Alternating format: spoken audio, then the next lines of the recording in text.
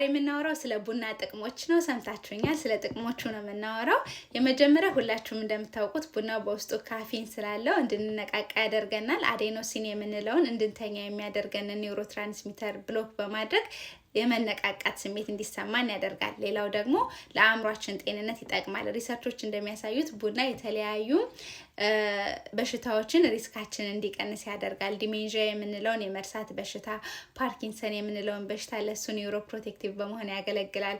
የድባቴ መጠንን ይቀንሳል። እንዲሁም ደግሞ ታይፕ 2 ዲኤም የምንለውን የስኳር በሽታ አይነት ሪስካችን እንዲቀንስ ያደርጋል። ሶ ምን ያህል አማውንት ብንወስድ ነው? መጠኑ እንዴት ነው? ኤፍዲኤ እንደሚለው 400 ሚሊግራም በቀን መውሰድ ሴፍ ነው ተብሎ ይገመታል። ሶ ይሄ 400 ሚሊግራም ማለት 2-3 ካፕ 12 ኦዝ የሚመዝን ካፕ ተጠቅመን ብንጠጣ ቡና ሴፍ ነው። ከዛ በላይ ስንጠጣ ግን ቡና ብስታችሁ ስጠጡ ያለው ስሜት እንቅልፍ መተኛት ይከብዳችኋል። ማይልድ አንዛይቲ፣ ልባችሁ ሲመታ ይሰማችኋል።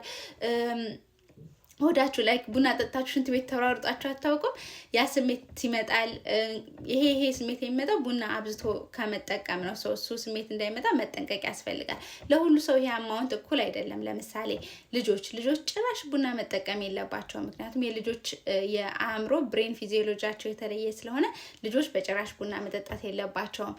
ነፍሰ ጥሩ ሴት ከሆናችሁ፣ የልብ በሽታ ካለባችሁ፣ የግፊት በሽታ ካለባችሁ ሁሌም ቡና የምትጠጡትን አማውንት መቀነስ ይኖርባችኋል። ብሎም ደግሞ ዶክተራችሁ ጋር የተነጋገራችሁ ጭራሽ ቡና መውሰድ ላይ ይኖርባችሁ ይችላል። ሰው ይሄንን እንድታስቡት ነው። አመሰግናለሁ።